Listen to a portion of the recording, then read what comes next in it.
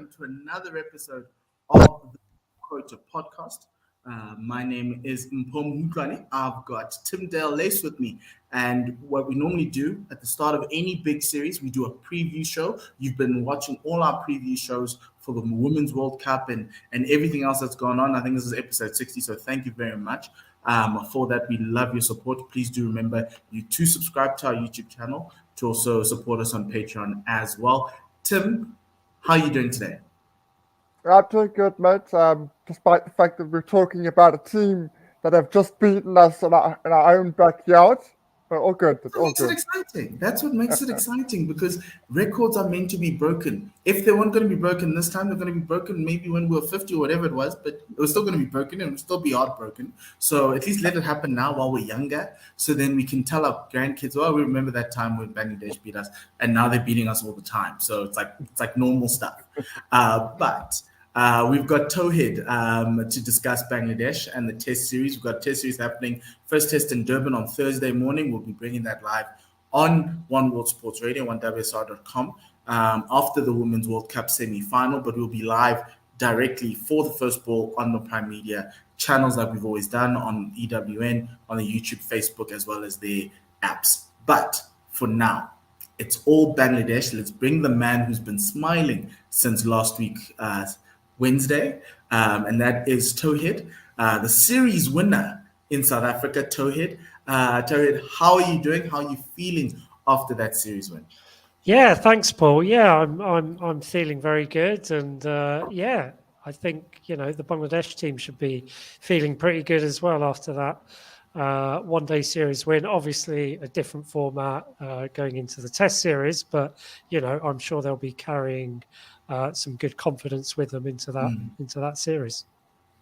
Yeah, no, good confidence indeed. And it's been a 2022 for Bangladesh that's been a very good start. It's a very good quarter. I don't think, have you ever had a quarter like this where you've won a test match in New Zealand, you've won a test series in South Africa, you've also gotten, I think there's some ODI wins in there as well. You're on the top of the ODI Super League. But have you ever had a quarter like this where Bangladesh could argue to be the best cricketing nation in the world? Yeah, well, I mean, yeah, I'm not quite sure about that, but I would say, yeah, it's been a fantastic sort of start to 2022. Like you said, I mean, that Test match win in New Zealand was totally unexpected and absolutely thrilling in terms of that victory for the team. And yeah, like you say, they've kind of, after that series, there was a BPL back in Bangladesh, which quite a few of the players, well, pretty much all of the national team players were involved in, and then straight into the South Africa tour, which so far has gone pretty well. So yeah, no, like you say, it has really been quite a staggering start to the year, particularly because those wins were both away wins in countries where sort of traditionally they just haven't been able to get any sort of results in before. Mm-hmm. Just on that, we look at the side. I sort of thought, well, they could win one. I could think they could win one of those games, because there seems to be a much better side now. And if you think that the Test side is predominantly the same bunch of guys, just talk to us about the feel amongst the camp and the influence that somebody like Russell Domingo brings to the side, because he seems to bring a sort of a real togetherness within the camp. Yeah, it's a really interesting question, actually, because I was in Bangladesh sort of towards the end of last year for the series against Pakistan, and Pakistan beat them pretty convincingly in that Test series, sort of 2-0, and Shaheen Shah Afridi, Hassan Ali just sort of blew them away in terms of with the new ball in that Test series, and really there was a sense I felt sort of at the end of that series that Domingo was kind of treading on thin ice. It was almost got to the stage of when he would leave, not if he would leave, sort of thing. But he really has somehow, and I've written about this in terms of what has kind of created this transformation. What's caused the change, and I don't think there's any sort of obvious answers. I just think he's clearly kind of put in place some building blocks for he's actually been in charge, relatively speaking, for quite a long time in terms of international coaches. I think it's either 2 years or maybe even over 2 years. So he's actually so he's been in charge for quite a while, and so he's obviously put sort of building blocks in place. I would say the key thing with the team that's really kind of progressed leaps and bounds is their fast bowling. So it's really the first time that they've got a genuine kind of pace attack that can compete against top cricket countries in different conditions as well. So the likes of Tuskin now, who's really kind of leading the pace attack. He's just kind of improved his game no end over the last sort of couple of years, and really kind of consolidated his position as the spearhead of the attack. And then the rise of Shoreful, who won the Under-19 World Cup back in 2020, which was in South Africa, of course. And then in the one-day setup, you've got the Fizz. Mr. Fizz is always going to be a threat. But then in the test setup, you've got Ebernot Hussein, who no doubt will come into the team for the first test that's coming up. And obviously, he won that game against New Zealand back in Mount Maunganui at the start of the year. So it's the first time that I can remember anyway that there's a genuinely exciting and threatening kind of pace attack. And that's exciting for us because obviously normally when teams from the subcontinent have come to South Africa, that's where they lack. That's where the series is won and lost. You can look at that India series early on when South Africa played them. You thought that the Indian pace attack would be it, and they did quite well, but South Africa always just got a little bit better, and then on top of that, South Africa batted a little bit better. But I think this time it's actually quite interesting because the mainstays of that South African bowling attack are gone. So too some of the batters in that batting line, even though some of us thought maybe some of the guys shouldn't be there. But anyway, so you're facing a South African side that might even on Thursday morning see 4 debutants. And what's the feeling around Bangladesh or the camp around these guys? I know everyone's being a little bit cautious, but is there not an expectation that they should actually up the ante and maybe try steal again?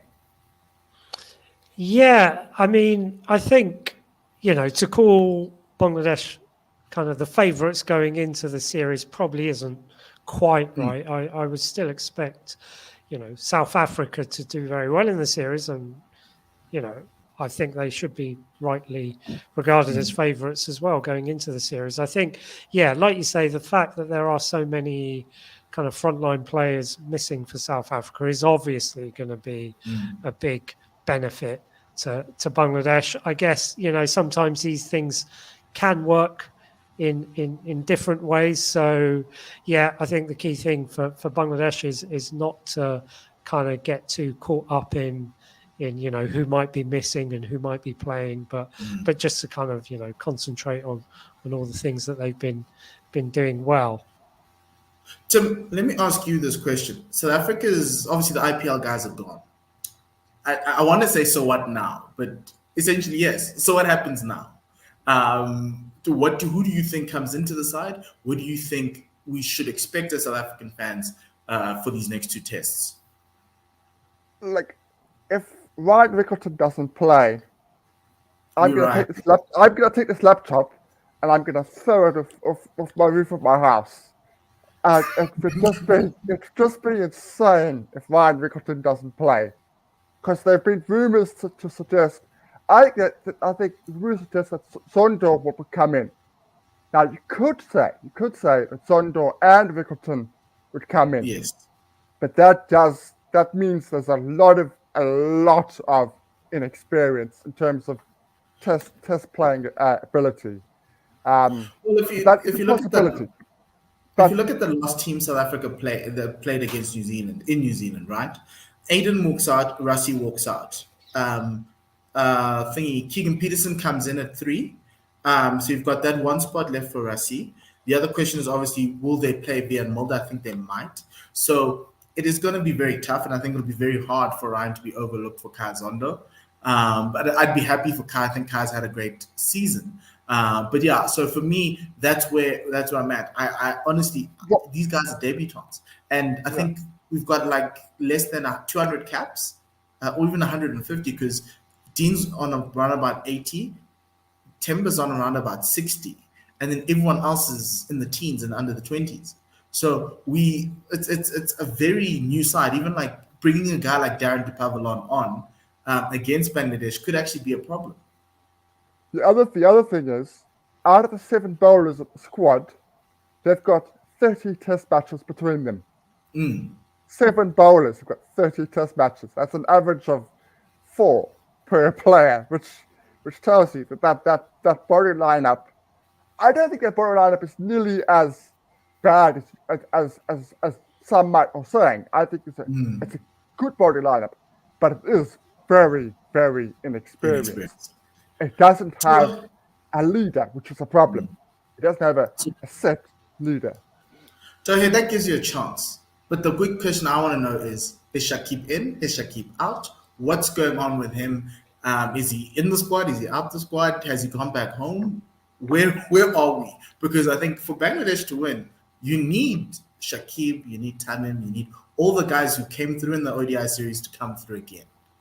Yeah, it's the $1 million question. I mean, it's a tiring pastime just trying to keep up with his movements and what he's up to and where he's going. But the latest I've heard is that he's actually back in Dhaka at the moment. So he's not going to be taking part in the first test. There's a possibility. I understand that he might be coming back for the second test, but that's not confirmed as yet. So as we stand, he's not going to be playing in the first test. And it's interesting what you say about, Bangladesh needing Shakib in their team to really perform. I mean, I've got a slightly different take on things. I would say, yeah, absolutely, Shakib is going to be a big plus to any team that he plays in. But actually, if you look back over the last, let's go back to the New Zealand tour. So he didn't play in any of those tests. Obviously, Bangladesh did very well, certainly in that first test, without him. And if you look back, certainly, since since he came back from his international ban, I wrote this down. I was trying to look at the stats in terms of how many international games he's actually played for Bangladesh in that time. And I think it's like less than, maybe about 50%. So he's actually missed an awful lot of games in the last kind of year or two. And so, I feel that, absolutely, like you say, Bangladesh are always going to benefit with him in the side, particularly. I mean, the way that I see him now really is that his strength really is as a white ball player. And it's in terms of the longer format, because he has played so infrequently. And, as he's getting older, it's probably a format that, Bangladesh don't miss him in as much. Yeah, that's a good point. Just on that, so if he's out, let's assume that he's out for the series. What about the spin bowling options? You've got really good spin bowling options. If you look at what happened in the ODI series, just alone, how fearful South Africans were, the inability to use the sweep There's shot. that word again, fear. Exactly. No, it was fair. Particularly with that first test. That first test is most likely to favour spin bowling it's likely that both teams will play two spinners. Not confirmed, but likely. So, what does that? Does that change things for Bangladesh in terms of the spin bowling department? Yeah, I mean, like I said, Shakib hasn't been involved in the test setup. He didn't play in the New Zealand series. He didn't play in the Pakistan series, so he's not really been a feature in the side. But just in terms of the sort of spin bowling options, it's interesting because I was just kind of taking a look at kind of my 11 for the game, and so traditionally what Bangladesh have done, and I guess this is quite a conservative approach, is that they've gone in with 7 batsmen and 4 bowlers, particularly like you say, because Shakib's not there. So I think what they try and do is kind of lengthen their batting as much as possible. So of the 4 bowlers that I think they will go in with, I think they'll go in with the 3 quick. So Tuskin, Sharaful, Ebernot that we spoke about before. And I think, their frontline spinner will probably be Mehdi Hassan Miraj. So I expect him to bowl quite a lot of overs, particularly when the ball isn't so new. I think he's going to bowl the bulk of the spin overs. And I mean, it's interesting because the only other spinners really are kind of the part-timers. So Mominul Haq, the captain, who will probably come in at number 4. He can turn his arm over. And then, really you're looking at who else in that sort of batting order can bowl a few part-timers. So Shantu, who's due to probably come in at number 3, he can maybe bowl a few. Yasir Ali, the batsman who will probably be coming down the order, he can maybe bowl a few overs. But the only really kind of potent spin threat, I think, will come from Mehdi Hassan Miraj. And it's an interesting one. Like you say, if this is a spinning track, then Bangladesh might want to rethink and kind of pick one less quick bowler and play 2 frontline spinners. You mentioned so you mentioned a player there that I think South Africans saw in that first ODI, Yasir Ali. Can you give us a sense of how he's come through the system, and also if there are any other youngsters in the side that you or newbies? I don't want to say youngsters, but like newbies that South Africans wouldn't be familiar with. Like for instance, Ebernot is one person I'd like to get a little bit more on. But let's start with Yasir Ali. Yeah, so Yasir Ali, so he got his debut against, he won his test debut in that Pakistan series back in sort of October, November last year. He actually, he played quite a gritty kind of innings in his first test, but then I think he got hit on the head. I can't remember if it was Hassan Ali or Shane Shah Afridi, but once you get hit on the head by one of those guys, you're pretty much out of the test, and he was out of the series as well. But he's kind of been in and around the fringes of the team. But I think what we've seen from him, in that in the one-day series against South Africa, and then his brief debut as well, is he's I think a very kind of gutsy kind of batsman, someone who's kind of ideally suited to that lower middle order position.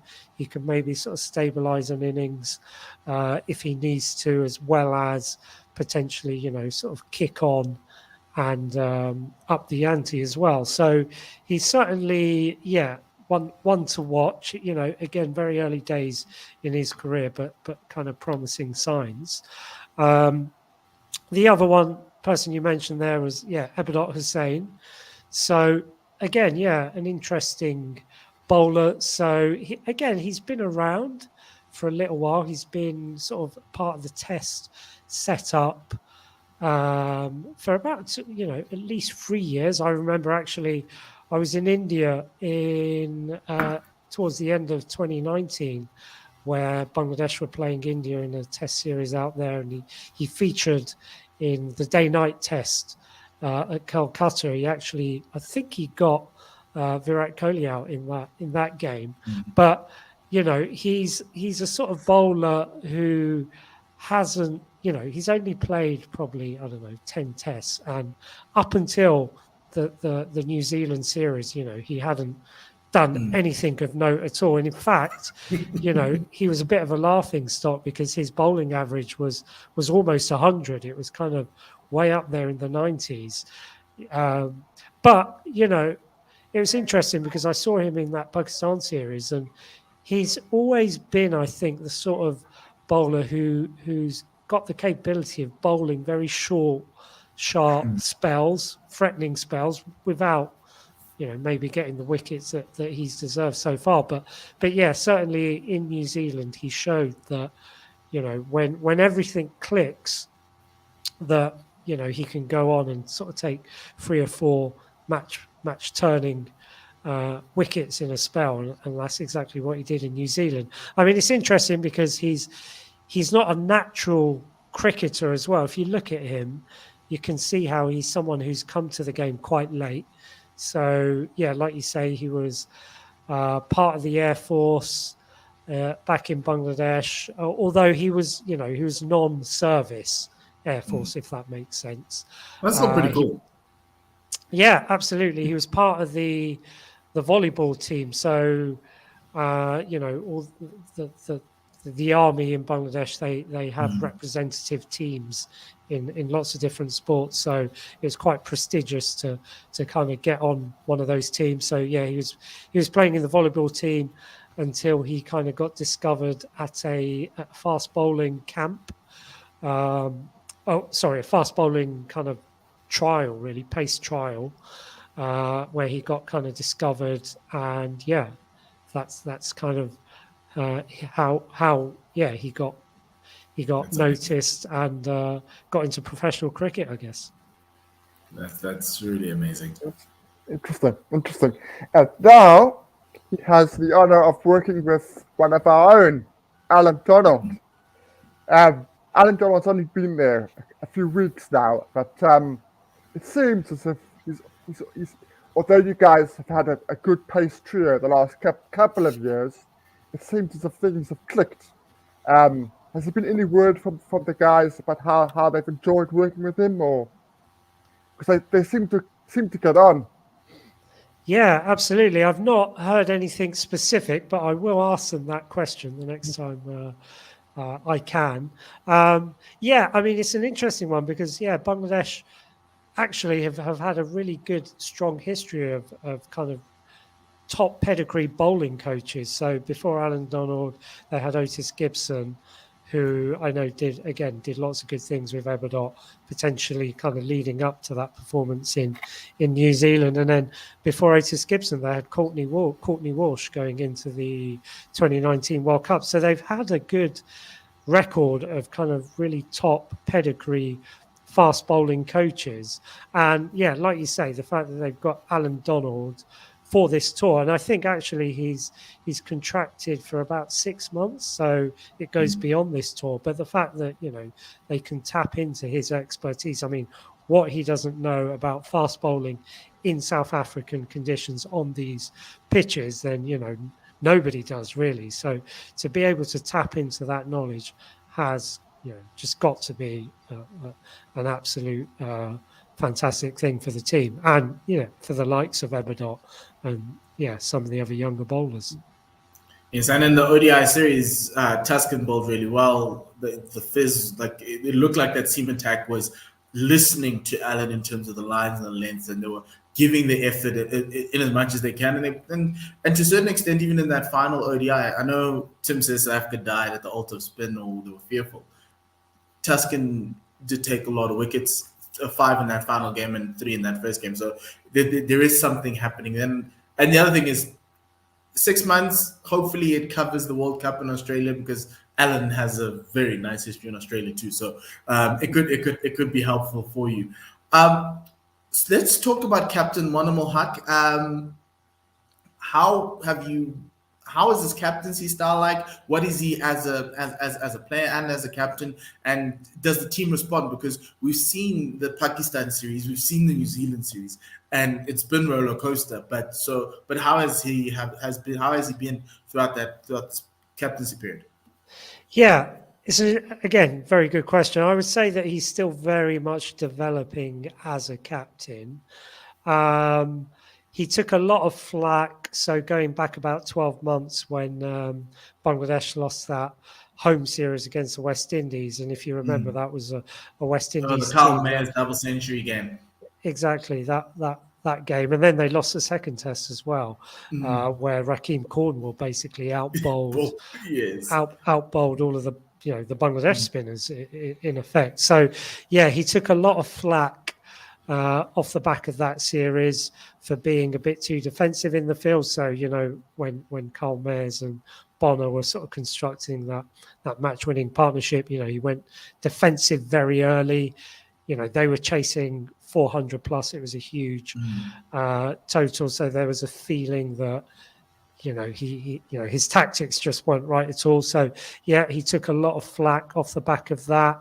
Generally, he's a very, very understated kind of figure, and as a captain as well, you won't see him, particularly being very, you won't see any histrionics from him. You won't see him really, shouting or being very demonstrative in any way in terms of his body language.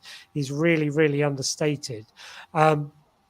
So yeah, I think his captaincy style is still, I would say, under the scanner, and yeah, he's still very much developing, really. But he's probably a captain that kind of leads from example, if anything. So in terms of his batting, he's very dependable. It's interesting. So he's one of the very few red ball specialists within that test team. So if you look through that test 11 that I was talking about, most of them, if not all of them, kind of play white ball cricket as well. If it's not T20s, then it's ODIs. But he's one of the very few. I can't really think of anyone else who plays solely red ball cricket. So that's kind of what he does. So he's very dependable with the bat. He'll come in, I think, at number 3. He has been coming at number 4 previously, but yeah, he'll either come in at number 3 or number 4, and he's likely to be very solid with the bat. And in terms of the series, what do you think Bangladesh would prefer to do going particularly into this first test? Do they want to get the runs on the board, get 350, and then put the pressure on the South Africans, or bowl first? And yeah, good question. Obviously, it all depends on the pitch and the conditions and how it's all looking in the morning. I would say. I'm thinking back to that sort of first test in New Zealand where I can't remember who won the toss, but New Zealand were batting first and, got to sort of 300 plus. And I think the key thing that actually won Bangladesh that game was even when New Zealand were batting first and made 300 plus, they never got away. So the bowlers always managed to kind of bowl quite economically, bowl quite tightly. So I don't think New Zealand were ever going at more than 3.5 and over. So that was actually quite a valuable thing for Bangladesh. And I think again that's something that Russell Dominguez kind of instilled in this team, is to keep in the fight, if you know what I mean, even if you're not winning, just to stay in the contest for as long as possible. And also they've done that with the bat. So again, in New Zealand, in their first innings, they batted for a really, really long time. Yes. Again, they weren't necessarily running away with things, but just the fact that they were kind of taking up as many overs as they could, chewing up as many overs as they could, getting, making sure that the New Zealand attack were kind of fatiguing. So So yeah, whatever they do, I think that's kind of going to be their game plan, really. So I think you've given us your test 11 in like little parts. So at the start of this, just give us your starting 11 that you prefer. And then the other thing is to win the series or to get one test match. Who are the players that you are looking to? So maybe even as you go down, that should win Bangladesh a test match, because we're looking at World Test Championship points. Away teams are wanting to steal points away, like we did against New Zealand, and you did as well. So even a Test series win, because it seems like Russell went in looking for one ODI win, he actually ended up with two. So yeah, so who are the players that need to turn up for Bangladesh in this series, and then just give us your 11 just to round it out. Yeah, sure. I mean, I can start with the 11. So I think first things first, in terms of opening, it's Tamim Iqbal, who we've not actually spoken to. And again, he hasn't been part of the test setup for a little while. But the fact that he's in that test team is I think, a good sign for Bangladesh. He's going to provide lots of stability at the top and experience at the top order, no doubt. So yeah, Tamim, I would say, opening with Hassan Joy, young player who made his debut in the New Zealand series and really impressed. I think number 3 we'll see Shantu, Najmul Hassan Shantu. Captain Mominul, I think, will come in at number 4. And then number 5, potentially Mushfiqur Rahim, the another experienced stalwart. Liton Das, I think, coming in at number 6. I think, Mushfiqur will... Liton Das will also keep wicket, but coming in at number 6, someone else who's in good form. Yasir Ali, I would say, coming in at number 7, and then you've got the bowlers: Mehdi Hassan Miraj, number 8, Tuskin, number 9, Sharful, 10, Ebernot, 11. I mean, there's actually a bit of a tail there. So I would say beyond Mehdi Hassan Miraj, those 9, 10, 11 aren't going to contribute an awful lot. But in terms of, key players, I think on the bowling side, Tuskin leading the attack is going to be really key. And potentially, Eberdot as well, if he can carry on his form. In terms of on the batting side of things, I mean, you look at that top order and it's fairly, it's got a nice blend of kind of experience and sort of some younger players coming through. I think, like I said, it'll be fascinating to see how Tamim does coming back into red ball cricket. But I think the captain coming in at number 4, he's going to have a big role to play, Mominor. And Liton Das has been in fantastic form in red ball and white ball. So, I think he'll have a role to play as well. To close it off, do you have any questions for us that you want to know about how we are seeing this test series? No, please tell me, how do you see things panning out in terms of, like you said, a bit of a depleted South African squad? How do you think they're all going to get on? Are they going to be able to gel together and perform as a team, I guess? Tim? I think we're going to win, but I don't think it's going to be one-way traffic. I think the most difficult one is the Durban test match. I think it's going to be... Huh? I actually think it's the other one. I think we'll struggle in PE, because PE's over the 4-day series, they've had a lot of shortened games, and it's been the bowlers who've been managed, the quicks actually, who've been getting through a lot of the batting lineups. But it is domestic cricket, so I think the question for me is whether the thing is. But from a Jatting perspective, Tim, I think they'll be fine. I think they're in the setup. They've been in the setup. Some of the guys are coming up from SAA. It's just obviously a question of put your hands up, because especially for the batters, Aiden Markham, Rassi van der Distance position in the side is questioned. So if you can score runs in the series, you could find yourself on the plane to England. Yeah. My only concern is that at the moment those guys are not doing it. They're not putting their hands up enough. When they are coming in, they're like Sturman. Sturman, I don't want to pick names. Sturman for me looks like one of those guys who's good domestically, but doesn't quite have it internationally. And I think he's not the only one within that 11. we could find that being the case.